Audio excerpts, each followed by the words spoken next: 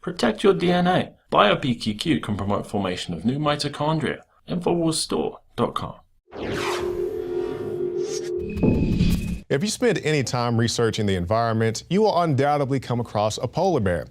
Polar bears can't swim, just one of the many whoppers we've heard. And while I'm sure there are plenty of people in the environmental movement, in the Green Party, whatever you want to call it, that have legitimate concerns about wildlife and environmental issues, there are more than a few people willing to take advantage of the situation. And to document this, we have J.D. King. He is an independent filmmaker, and he's going to be talking to us about his new Kickstarter project to document the polar bears. Let's take a look at this film. Ever since Al Gore's movie came out, the media hasn't stopped talking about polar bears and sea ice. For the first time, they're finding polar bears that have actually drowned. Polar bears have become a symbol of our impact on the planet. I guess the basic idea is that we're harming polar bears by driving our cars to work and living a normal 21st century life. For years, we've heard about Arctic polar bears roaming ever-shrinking habitats in search of dwindling food supplies. Rising temperatures are killing off polar bears. The diminishing population of polar bears. Dwindling numbers of polar bears. Been feasting on dolphins for the first time ever. You are watching the process of extinction happen before your eyes.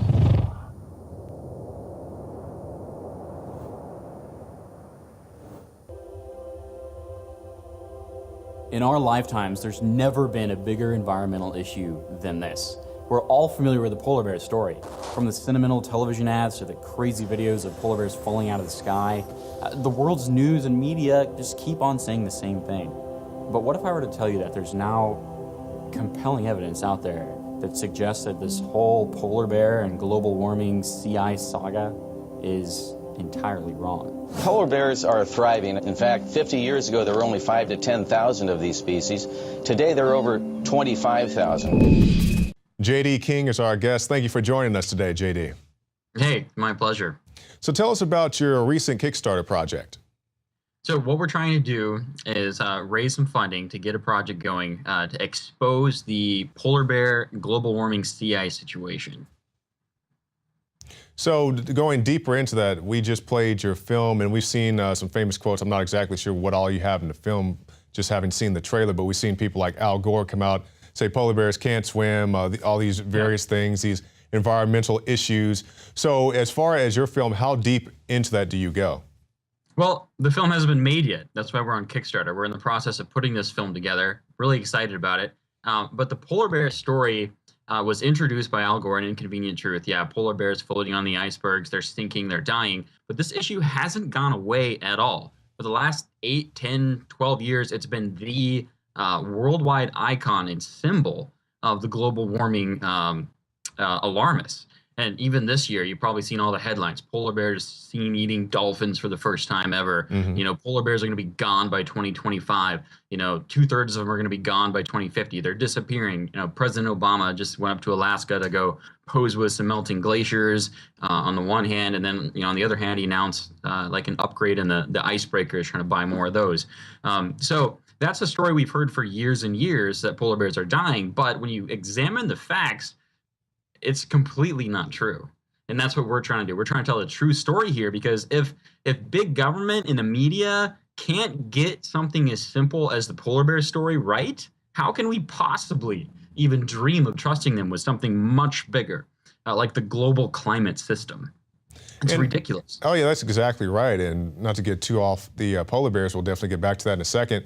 But when we talk about the climate or the climate change, because people who pay attention, though, it used to be global cooling, then it became global warming, and now they use the all-inclusive term climate change. So whether it's hot, if it's cold, if it's rain, if it's drought, everything fits into this narrative of climate change. And to go one step beyond that, I don't know if you saw earlier this year, they had the reports 2014, the hottest year on record. And let's just say, for the sake of argument, that was true, that it was record heat here, here, and here, but we also had a record cold. It didn't say 2014, the hottest year on the record, with the exception of Chicago, Illinois, that had some of the coldest temperatures in 100 years, or Detroit, Michigan, that had some of the coldest temperatures in 100 years. So when we all come back to it and it goes to the wildlife, particularly the polar bears, what do you want people to know about this project that you have going on?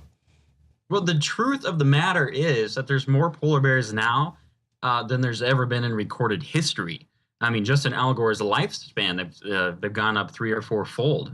They went from about 5,000 tops about 50, 100 years ago, best estimates, to between 25 and 30,000 today. So the polar bear is actually an amazing success story of wildlife conservation. And like you said, the climate changes all the time. It's always changing, yet they've never told us, all these alarmists who freak out about 2 degrees now, which is going to destroy the planet. Maybe you've heard that. But what they fail to mention is that the temperature's always gone up, it's always gone down, and they've never told us what that ideal temperature is. And glaciers have been melting and receding a little bit ever since the last ice age for hundreds of years. And there's no indication whatsoever that that's been accelerated by human activity. The Industrial Revolution was about 150 years ago, but this current warming trend has been going up long before that. I do agree, because I meet a lot of people, I don't know if you do, but they always talk about pollution. And yes, we do have a pollution issue, whether it's, a dump or, we think of the BP oil spill, but then they always try to connect that to climate change. That's like saying, if I throw a potato bag chip on the ground, it caused a tsunami in Japan. I'm like, that doesn't make any type of sense. But these are the type of arguments that they try to present to people. Absolutely. It's all about the emotion. These people are all about using an emotional hook like a polar bear and using it to push an agenda. They care less about arguing the truth. I mean, I've been blown away as I've researched this more, and people have been pointing out these facts. I've communicated with Dr. Susan Crockford. She's featured in our Kickstarter trailer. But all the stuff the public's never told, it just blows you away, man. I just tell you, it blows you away. It's like Antarctic sea ice is way higher than it's ever been. The Arctic sea ice grew by 1/3 last year. And when there is a warming spell in the Arctic, what we actually see is a boom in the ring seal population. Okay, ring seals are what polar bears eat. So a warming trend means more ring seals, which means the following winter, there's more polar bears. Who guessed? Yeah, who would have thought if they had stuff to eat, they may stick around and actually eat it. So tell us the Kickstarter, what the Kickstarter page is, and also what your goal is. Well, our Kickstarter page can be found on Kickstarter.com. You search for Ice Bear, you'll find our page. We got all kinds of information about polar bears up on there. And our goal here is to raise, we need $119,000. Currently, we're at about 12,000. We have 2 weeks to go. The last 2 weeks of the campaign are usually the most successful. I funded my last film on Kickstarter, actually. It's called Blue, bluebeatscreen.com. You can find that there. But that was 100% funded by the people who wanted me to make that film.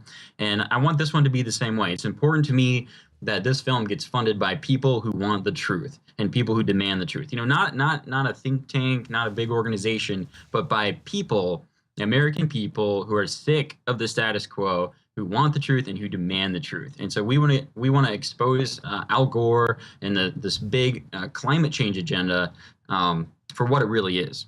Yeah, and I'm glad you're doing this, because we always hear the argument, or at least I hear the argument, if it was that big of a deal, or if there's something not truthful in the mainstream narrative, why am I not seeing this? Well, I always give them the thing, if you knew that you were wrong about something, would you bring somebody on your major network channel to debunk you with a compelling, coherent argument? Of course you wouldn't. So that's why we need films like this and the other projects that you've made to get this message out to people so they can see an alternative view to this inconvenient lie that we saw with Al Gore and all this other stuff. And just say one last thing about Al Gore before I let you wrap up. I remember in the movie, he had the scene where he was talking about how it was either Greenland or Iceland could be covered by water in the near future.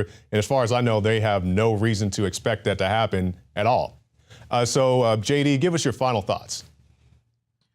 Well, this is an issue that's really important to me. For the last 6 or 7 years, I've been just 100% poured myself into exposing overreaching environmentalism going on in the Western United States, where I grew up, with issues like the wolf, the spotted owl, where we've seen industries get shut down and people destroyed. And now I just really, my team and I really want to take a stab at this global issue, because what's going on behind the scenes is an effort with the global elites to control the world, really, especially the developed world like United States, in the name of saving the planet carbon dioxide. And there's nothing at all that they cannot touch in the name of the environment and saving the planet. And that is very concerning to us. J.D. King, thank you for your time. I appreciate being on your show. Thanks.